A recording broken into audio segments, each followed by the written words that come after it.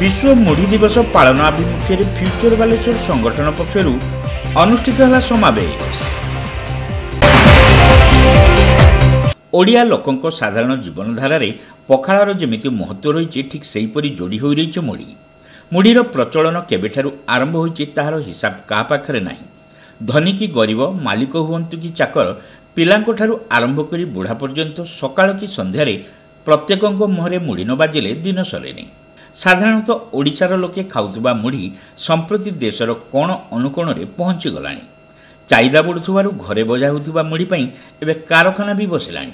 तथापि मुढ़ी को जेउ भली मान्यता मिलिबा कथा ताहा मिलि पारि नाही। एही क्रम रे मुढ़ी पई वर्षर गोटिए दिवस उत्सर्गीकृत कराइबा लक्ष्य रे फ्यूचर बालेश्वर संगठन पक्षरु एक अभिनव कार्यक्रम अनुष्ठित हो जाइछि। बालेश्वर स्टेशन क्लब परिसर में आयोजित समावेश में बहु विशिष्ट व्यक्ति जोगदे मुढ़ी दिवस पालनर प्रासंगिकता उपरे आलोचना करथिले। फ्यूचर बालेश्वर मुख्य आईनजीवी विजय पाणिग्राही एथिरे पौरोहित्य करने सहित मार्च 29 तारिख को सर्वत्र विश्व मुढ़ी दिवस भाव पालन पई आह्वान देते। सरकारी स्तर में एने पदक्षेप नेबाकू संगठन पक्षर मुख्यमंत्री को निवेदन करा से सूचना देते। मुढ़ी गोटे जिनस जोटा कि प्रत्येक लोक सबू वर्गर लोकर मुख्य खाद्य आजिका दिन मुढ़ी। सारा उत्तर भारत में मुढ़ी की भोग भाव में व्यवहार करा। दक्षिण भारत में खाद्य भाव में व्यवहार कर छाड़ी दिंतु ओडिशा कथा सारा भारत वर्ष में कहीं भारत बाहर मुढ़ीर आजिका दिन अनेक चाहिदा और आदृतता रही।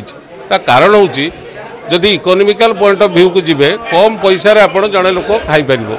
मुढ़ीर शरीर पर हितकर मुढ़ीर कौन हार्म माने किसी कौन क्षति करें हार्म करें किसी।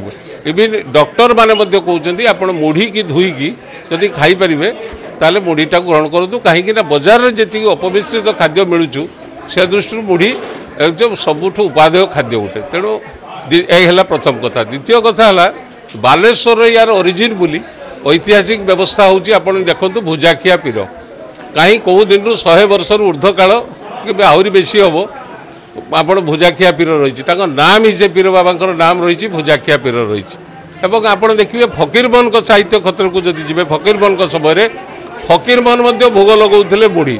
तेणु मुढ़ी गोटे बालेश्वर कहीं आज दिन में सारा भारत वर्ष में मुढ़ीर अनेक चाहिदा रही। बड़ कथा रोचे आज दिन में जे मुढ़ी गोटे स्वावलंबनशील जोड़ा माननीय प्रधानमंत्री महोदय कहले मुढ़ी बिक्री करके जड़े लोक चली पार।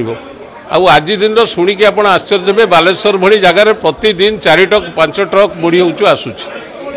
छात्र छात्री कथा कहतु हॉस्टेल को जीवा कथा कहतु बंधु बांधव कथा कहतु विवाह भोजी कहतु सर्वत्र मुढ़ीर उपस्थिति रही।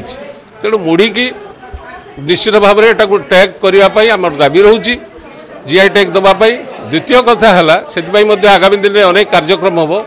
द्वितीय कथा है जे मुढ़ी मार्च 29 तारिख मुढ़ी दिवस भाव में आम घोषणा करने दाबी रखुचु एवं माननीय मुख्यमंत्री महोदय पाखु किसी भाई आमको परामर्श दौरान पाखे मेमोरांडम दबू एवं सेटा को आम दाबी करूँ मार्च 29 की प्रथम यू आरंभ है एवं यह शेष हवा पर्यंत सर्वत्र पालन हवा पर्यंत ये उद्यम जारी आपण मानक सहायता गणमाध्यम न चाहिए आम किसी करें।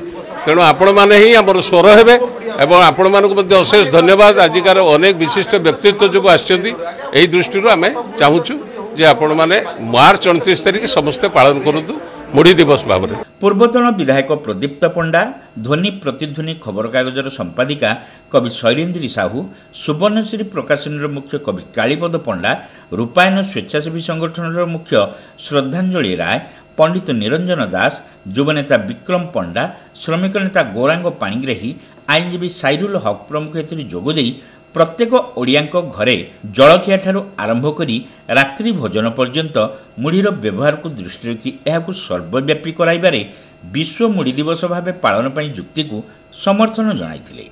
अन्यमानक मध्यरे सृष्टिधर परिड़ा, विधान चंद्र राय, गोविंद भई, आश्रिता तरेई, रंजन कुमार पाणिग्राही, दुकुल चंद्र घड़ाई, सत्येन्द्र दास, राजेन्द्र राउत, जयंती परिड़ा, भवानीशंकर पंडा, सौम्यरंजन पात्र, राजेन्द्र माइती, सुदीप्त पीटर प्रमुख उपस्थित रही फ्यूचर बालेश्वर संगठन उद्यम को प्रशंसा करथिले।